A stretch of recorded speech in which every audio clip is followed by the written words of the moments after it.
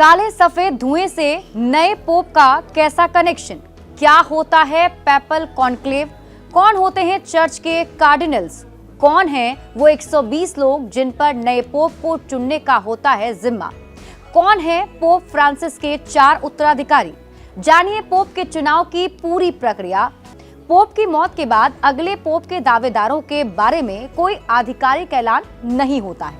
नए पोप को चुनने की प्रक्रिया को पैपल कॉन्क्लेव कहा जाता है। जब पोप की मौत हो जाती है या फिर वे इस्तीफा दे देते हैं, तब कैथोलिक चर्च के कार्डिनल्स नए पोप को चुनते हैं। कार्डिनल्स बड़े पादरियों का एक बड़ा समूह होता है। इनका काम पोप को सलाह देना होता है। हर बार इन्हीं कार्डिनल्स में से पोप चुना जाता है। खास बात है कि पोप बनने के लिए कार्डिनल होना जरूरी नहीं है, मगर इसमें भी दो राय नहीं है कि अब तक हर पोप चुने जाने से पहले कार्डिनल रह चुके हैं। कॉन्क्लेव का पहला दिन स्पेशल प्रेयर गैदरिंग से शुरू होता है और इस दौरान सभी कार्डिनल्स एक कमरे में मौजूद होते हैं और इसमें हर एक कार्डिनल गॉस्पेल यानी पवित्र किताब पर हाथ रखकर ये कसम खाता है कि वो चुनाव से जुड़ी किसी भी जानकारी का किसी और के सामने खुलासा नहीं करेगा और इसके बाद कमरे को बंद कर दिया जाता है।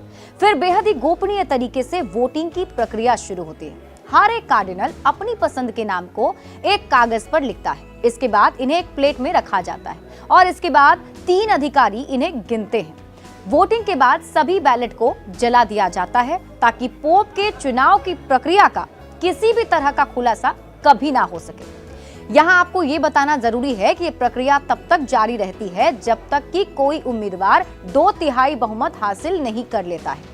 जब वोटिंग खत्म हो जाती है तो रिजल्ट निकालने के लिए सफेद या फिर काले धुएं का संकेत दिया जाता है। काले धुएं का मतलब यानी कि अभी तक नए पोप को लेकर कोई फैसला नहीं किया गया है। सफेद धुआं तब निकलता है जब नया पोप चुन लिया जाता है। पोप बनने के लिए उम्मीदवार का पुरुष और कैथोलिक ईसाई होना जरूरी है। इन सभी की उम्र पोप की मौत या इस्तीफे के समय 80 साल से कम होनी चाहिए। 22 जनवरी 2025 तक दुनिया भर में 252 कार्डिनल हैं।